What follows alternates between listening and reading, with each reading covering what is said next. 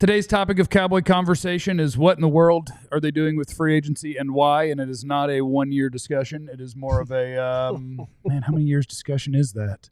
It's a loan. It's like a home loan. It's 30 years. Okay, yeah, it's a 30-year fixed discussion. Yep. On Cowboys free agency, where we see what they've done. Miles Sanders is the last guy. Mm-hmm. They are signing a bunch of guys, which is better than not signing a bunch of guys, I guess. But they're signing a bunch of guys on the very cheap.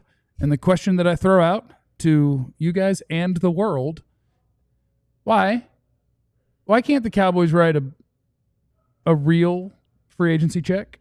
Brandon Carr. It's not been 30 years. No, I know. It's been since Brandon Carr. I was talking about the joke. I know. I'm just saying. It's Brandon Carr. Can I give an unpopular opinion? Yeah. It's not that unpopular what you're going to say. Brandon Carr was a good signing. I hear you. You were a team with a giant need at corner. You had to overpay a good corner, great corner money, and he played like a good corner. That's what free agency is. And where you say overpay, that's what they say. Well, you got to sign these guys. You got to overpay these guys. They don't want to overpay guys. They don't want to get caught with their pants down, so to speak, when the guy can't play. And, yes, he was a good signing. Was he worth the money? Did they get what they expected? When they pay a guy $50 million, which was a lot of money back then, they thought they were getting Deion Sanders, even though he was his own corner in Kansas City. I don't know what they thought they were doing. That's their fault. But you remember the guys on the market that time, and they were definitely after a cornerback, and they still went and drafted Mo Claiborne, I think, that same year. They were looking for that type of impact player. They didn't get that type of impact player. But that's what free agency is. You're overpaying for guys that you didn't draft so that they can come in and fill voids where you've messed up. And the problem with the Cowboys is, that's kind of worked historically for them.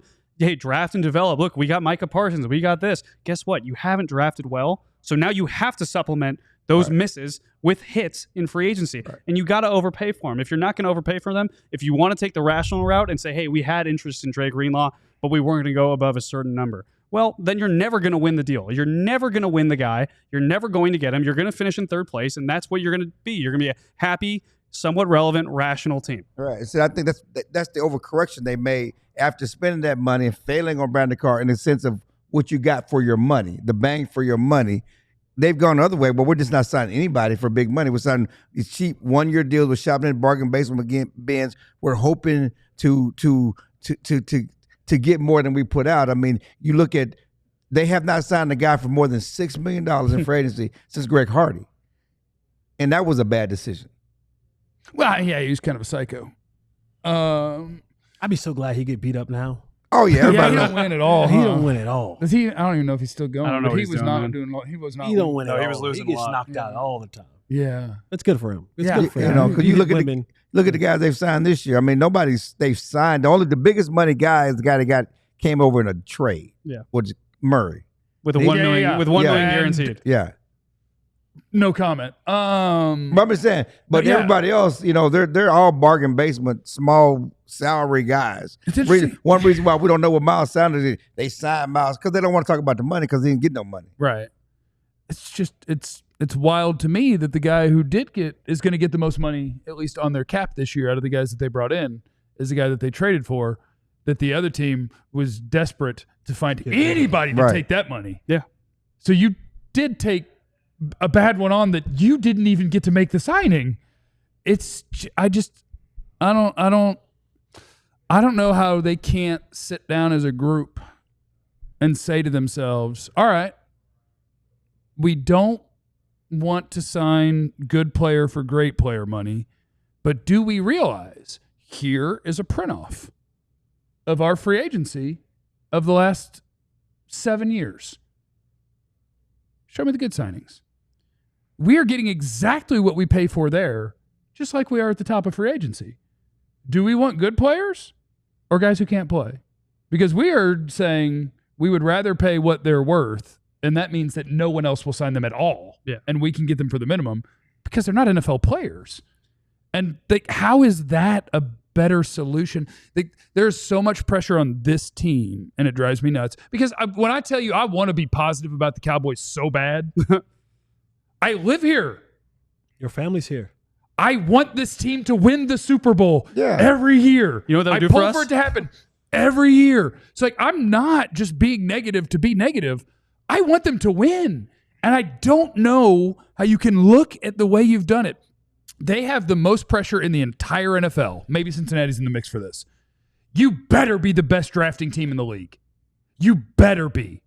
Because your front office ain't doing the other two things. Yeah. You're not trading for good players that would cost you draft capital that matters, and you're not going to overpay, which means you'll never sign a good free agent. Be the best drafting team in the league or win nothing. What a plan. How do you get excited about that? You got to operate under the parameters though that you have, and the Cowboys have clearly laid out what their parameters are going to be in terms of spending to their scouts, to Will McClay, to their coaches about what you're going to get. It's crazy that they're playing Moneyball or without like the Oakland A's, right. But the Oakland A's had to play Moneyball. Right. The Cowboys don't have to play Moneyball, and the Cowboys are not even doing it as savvy or successfully. Yeah. It's a weird avenue that they've chosen to live in order for the sake of doing it their way, and they're never going to win doing it that way, frankly. It's weird. What's the definition of insanity? Doing the same thing over and over again and expecting a different result. Maybe they don't expect a different result. Well, yeah, they're not. They are expecting a different result. Are we the insane ones though? Maybe. No, because I know the result. Because the front office is the insane one. I bought in. The front office. This is a I great know question. the result. Right. They don't. But fans are insane. But that's Fans are insane. That's the definition. You're supposed to be. Yeah, they're fans. It's your hometown team. It's your family's team. It's Like you're just fans. cheering for your team. Nobody wants to use sense anymore. No. I mean, I'm down to yell at the front office all There's the no time. common sense in I fandom. love doing it. But I bought into the idea that this year might Lord, be a take little bit me different. home. There's no common sense. Lord, in- come and take me There's home. no I common bought sense into in the idea fandom. that this year might be a little different because they did all these restructures, because they did OSA at a small cap hit, because they set the stage to be able to do something. Got him again. But got I him got again. got. Got I him got again. got. Got him again. I got hands up. I do get it, because there is the rational part of me that wants to be like a healthy and happy person. And there's nothing healthy and happy about constantly breaking down how the Cowboys are going to fail again. It's way more fun to just cheer for your sports team. Like, I want to win. I want to be optimistic. Yeah, I want to put the jersey on and go to the stadium and cheer. I want to watch on TV and cheer and be happy and enjoy sports.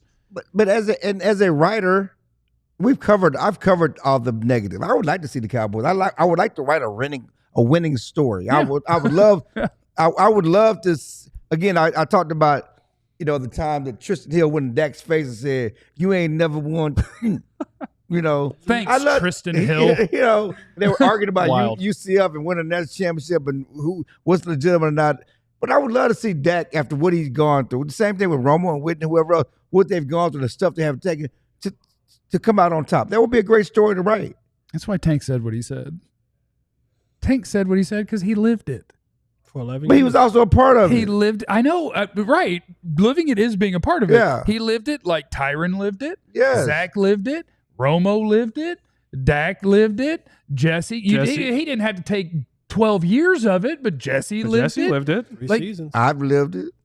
Clarence has seen it. It's a lot. It's a lot. Put it of on my dudes. tombstone. I It's covered gold covered jacket 8 guys. Cowboys. Witten lived like You're the common where you denominator. never had a chance. You never really had a chance. I covered the Cowboy Little Drought. That's my tombstone. The Little Drought. Little Drought. Welcome to the Little Drought, everybody. But the Super Bowl's coming this year. Bet your ass it is. It's going Lies.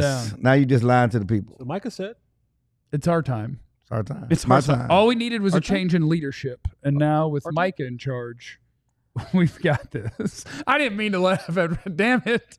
Hey, make sure you sign up to be a diehard, all DLLS/diehard. Get yourself hooked up. Get the T-shirt. Get access to all of the things that you get when you sign up to be a diehard. We appreciate you. And remember that you have no idea what anybody's going through, especially our Little Drought community. So be cool to everybody. We love you. Be easy. eliminate the contingencies. Little Drought. We all silly like the mayor.